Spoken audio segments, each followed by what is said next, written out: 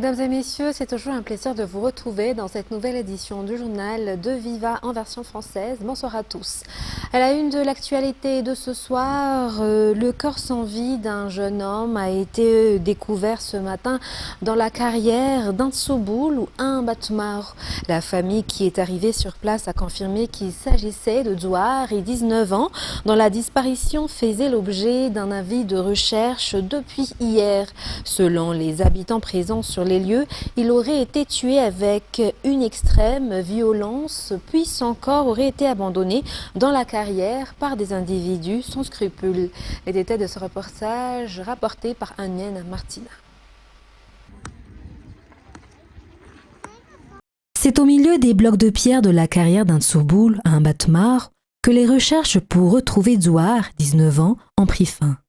L'espoir de sa famille de le retrouver vivant s'est transformé en larmes.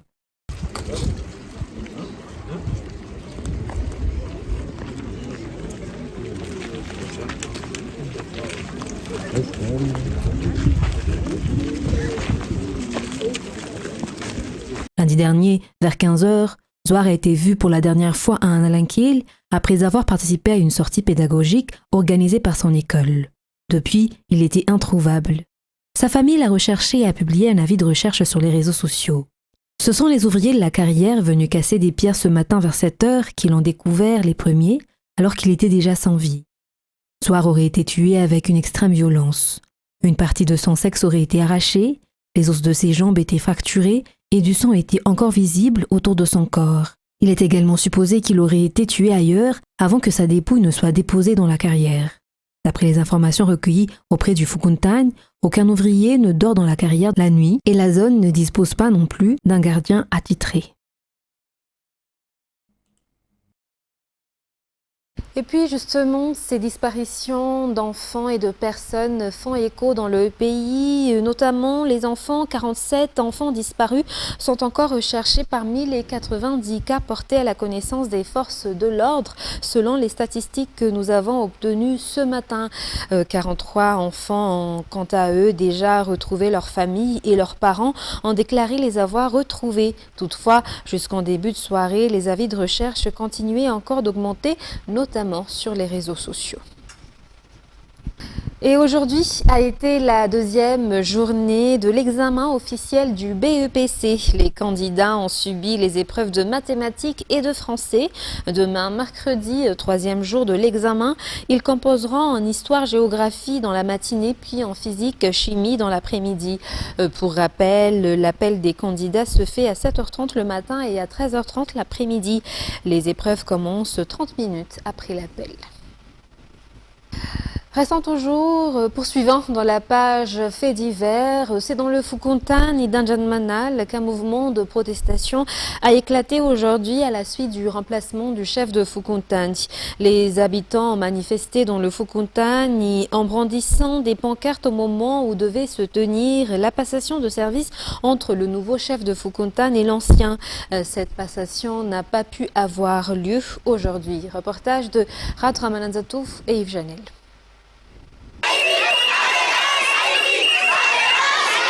Laissez-nous choisir, tel était le cri lancé par les habitants rassemblés aujourd'hui devant le Foukontane d'Anjanmanal, au moment où devait se tenir la passation de service entre l'ancien chef de Foukontane et le nouveau.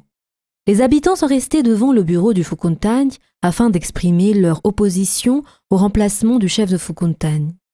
En raison des cris des habitants rassemblés à l'extérieur, la passation de service n'a pas eu lieu et les responsables ont décidé de fermer le bureau du Foukontane. Par la suite, les habitants du Foukontane ont manifesté leur soutien à l'ancien chef de Foukontane et l'ont raccompagné jusqu'à son domicile. Et 2 personnes ont perdu la vie à la suite d'un accident de la circulation survenu hier soir près du lac Arrive sur la route de Tsarasoch à Ivat. Une voiture Subaru a fait une sortie de route et a terminé sa course dans une rizière. Le conducteur est décédé sur place, tout comme un homme dont on ignore qu'il s'agissait d'un passant percuté ou d'une personne qui l'accompagnait. L'ivresse est présumée être à l'origine de l'accident en raison de la présence de bouteilles d'alcool à l'intérieur du véhicule. Dans l'actualité culturelle de ce soir, de nombreuses filières font la renommée de la région Sophie. Elles méritent d'être exploitées et mieux connues afin de contribuer au développement économique de cette région. Dans cette optique, le festival culturel d'Onabé, qui en est à sa 4e édition cette année, entend les valoriser et accompagner les agriculteurs ainsi que les entrepreneurs locaux. Reportage de Anienne Martina et Zaranjiansu. La ville d'Ansui, chef-lieu de la région Sophie, est un passage obligé pour tous les voyageurs se rendant à Nusbé et Ansranan. Toutefois, elle n'est pas seulement une escale, c'est aussi une ville réputée, riche de ses atouts et de son importance dans le domaine du tourisme. C'est précisément l'objectif de cette manifestation culturelle, faire connaître la renommée de la région Sophie. L'événement ne se limitera pas au divertissement, il contribuera également à la promotion de l'économie de la région Sophie. À ce titre, le festival mettra en avant les filières qui distinguent cette région, considérée comme le berceau de la culture tsimieti. La 4e édition de ce festival culturel et économique, Festival d'Onabé, se tiendra à Nsui du 23 au 26 juillet prochain. Poursuivant dans la page sportive, la compétition nationale de kitesurfing se tiendra pendant 3 jours dans la baie des Sakalaves à Ansranan. Cette compétition permettra de mettre en valeur le littoral de Madagascar et de redynamiser les sports nautiques. La présidente de la Fédération malagache de voile s'est entretenue avec la presse au siège du comité olympique mercredi dernier. Les détails avec Narsou Razakassan. Un grand événement sera organisé par la Fédération malagache de voile le week-end prochain. Le championnat de Madagascar de kitesurfing et de windsurfing qui se déroulera dans la baie des Sakalaves à Ansranan. À ce jour, 4 ligues sont déjà connues pour participer à la compétition nationale. Le kitesurf connaît un essor dans presque toute l'île, mais les équipements utilisés dans cette discipline, notamment dans les écoles de formation des jeunes talents, doivent être renouvelés car ils sont devenus trop vétustes selon les explications. Madagascar aura également l'occasion de mettre en avant son expérience et son savoir-faire en kitesurf sur la scène internationale. Cette compétition nationale consacrée à ce sport nautique se tiendra du 10 au 12 juillet 2026. Dans l'actualité sportive toujours, parlons football et justement du mondial. L'Espagne et la Belgique s'affronteront lors des quarts de finale de la Coupe du monde de football après avoir tous deux remporté leur match disputé hier et ce matin. Narsou Razakassan nous résume les 2 rencontres dans ce reportage. L'Espagne a affronté le Portugal lors des 8e de finale disputés hier à 22h. Sur le score de 1-0, l'équipe de Luis de la Fuente a décroché son billet pour le tour suivant de la compétition. Cette défaite du Portugal a également marqué la fin du parcours de Cristiano Ronaldo avec la sélection portugaise. Bien que CR7 ait quitté le terrain en larmes, la star portugaise a déclaré après le match que même si sa carrière de joueur touche à sa fin, il reste déterminé à rechercher la victoire. Parmi les plus grands moments de son parcours figure notamment le sacre du Portugal à l'Euro 2016. De son côté, la Belgique a largement dominé les États-Unis, pays hôte, sur le score de 4-1 lors du match disputé ce matin. Malgré les nombreuses discussions autour de l'annulation par la FIFA du carton rouge reçu par Balogun, la présence de ce joueur n'a pas permis aux États-Unis d'obtenir un résultat favorable. Concernant la suite du programme de ces 8e de finale, le match entre l'Argentine et l'Égypte est actuellement en cours. À 23h, la Suisse affrontera la Colombie.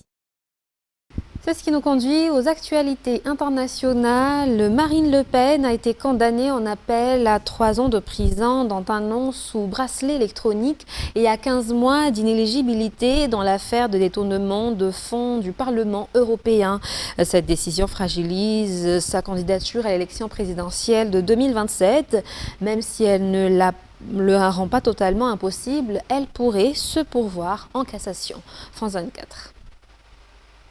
Une forme de nonchalance à l'égard de la protection de l'enfance.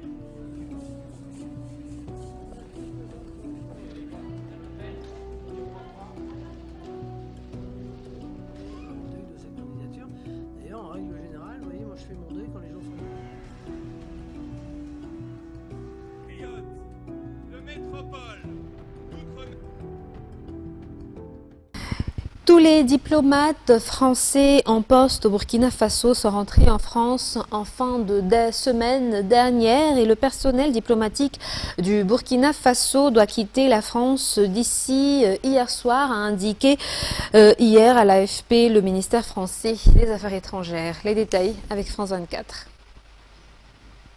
Cet état de fait 26 juin 2026, le gouvernement burkinabé annonce officiellement la rupture de ses relations diplomatiques avec la France. Le gouvernement du Burkina Faso porte à la connaissance de l'opinion nationale et internationale qu'il a pris la décision de rompre ses relations diplomatiques avec la République française. Paris s'insurge et dénonce une décision hostile et sans fondement, avant de demander à son tour le départ des diplomates burkinabés une semaine plus tard. La rupture avait été amorcée dès septembre 2022, lors du coup d'État mené par le capitaine Ibrahim Traoré. Immédiatement après sa prise de pouvoir, il affiche son hostilité envers l'ancienne puissance coloniale, qu'il accuse d'ingérence dans les affaires domestiques du pays. En janvier 2023, Ibrahim Traoré exige le rappel de l'ambassadeur français Luc Alade avant de dénoncer un accord militaire avec Paris et de demander dans la foulée le départ des troupes françaises stationnées au Burkina. Il ordonne également l'arrestation de 4 agents de la DGSE accusés d'espionnage qui seront finalement libérés un an plus tard.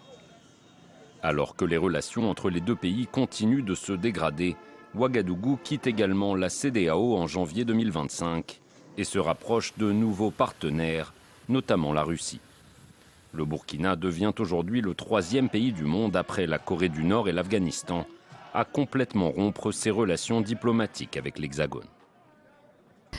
Et l'Allemagne réarme alors que son économie se contracte avec des milliers de suppressions de postes dans l'industrie et des services.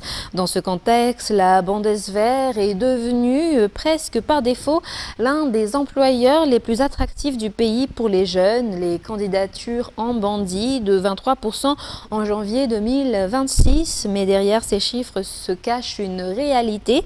Pour beaucoup de jeunes Allemands, l'uniforme n'est pas un idéal, c'est un plan B. France 24. Des avions de chasse et des soldats au rendez-vous, l'Allemagne recrute et elle sort la grosse artillerie. Vanessa a 23 ans, il y a 2 ans, elle cherchait encore sa voie.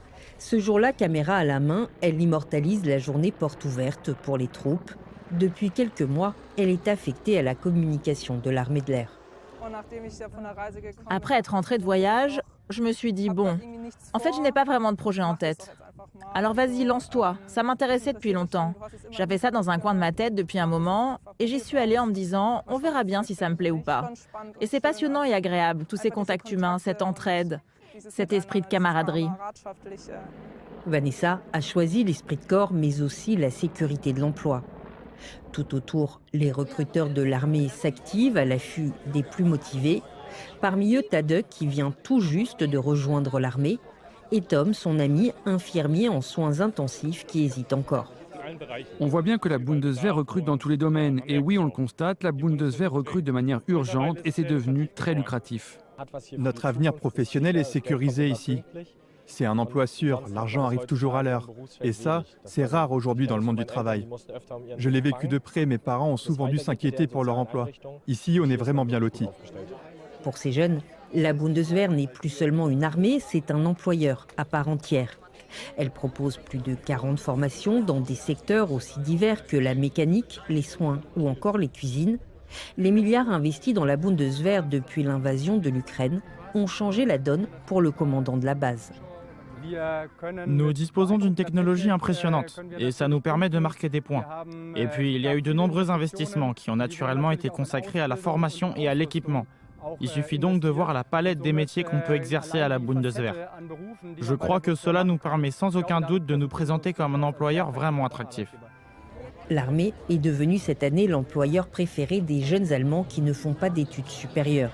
Avec un salaire de 2 000 € net par mois à l'entrée, la rémunération est une variable essentielle. À quelques centaines de kilomètres de là, dans un salon de l'emploi à Berlin, le stand de la Bundeswehr ne désemplit pas. En janvier 2026, les candidatures ont bondi de 23% par rapport à l'année précédente. Mais derrière ces chiffres se cache une réalité plus ambivalente.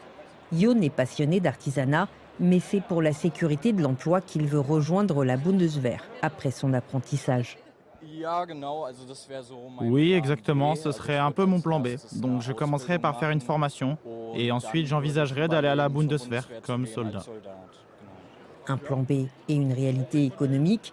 En 2025, le chômage des jeunes en Allemagne a atteint son niveau le plus élevé depuis 10 ans. Alors la mère de Jon, elle aussi, approuve ce choix. C'est très varié. Et ce sont des jobs qui ne sont pas menacés. En ce moment, on entend surtout que beaucoup d'entreprises ferment, alors que la Bundeswehr, elle, offre justement cette sécurité et que l'emploi sera maintenu dans les années à venir. Pour beaucoup, c'est devenu quelque chose de très attractif, aussi bien pour les jeunes que pour les adultes. Un message que la Bundeswehr porte désormais dans tous les salons de l'emploi. La mission du conseiller en recrutement, convaincre les indécis. Parfois, les candidats sont encore un peu indécis. Et c'est là que le conseil en carrière entre en jeu, pour leur montrer en quelque sorte les possibilités et identifier ensemble avec eux leurs points forts, afin de leur proposer un poste où ils pourront être employés de façon utile et porteuse de sens. Car c'est aussi ce que veulent les jeunes. 25 000 soldats ont été recrutés l'année dernière, un record depuis la suspension du service obligatoire en 2011. Mais le réarmement de l'Allemagne ne profite pas qu'à la Bundeswehr. À Berlin, dans l'ancien aéroport de Tegel, Klaus Schau dirige une start-up qui fabrique des drones de surveillance déployés en Ukraine. Depuis l'invasion russe de 2022, son carnet de commandes ne désemplit pas.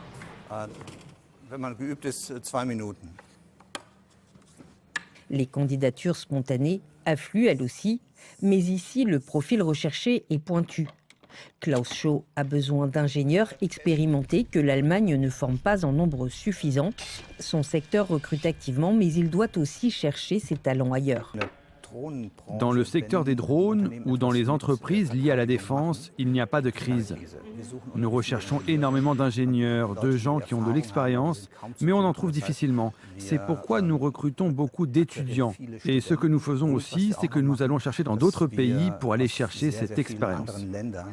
Avec ou sans uniforme, c'est la même promesse qui attire, celui d'un secteur qui embauche au lieu de licencier et qui fait désormais figure d'exception en Allemagne. Mesdames et messieurs, s'achève cette édition pour ce soir. Nous vous remercions de nous avoir suivis jusqu'à son terme. Restez avec nous pour la suite du programme. Très bonne soirée à tous. Au revoir.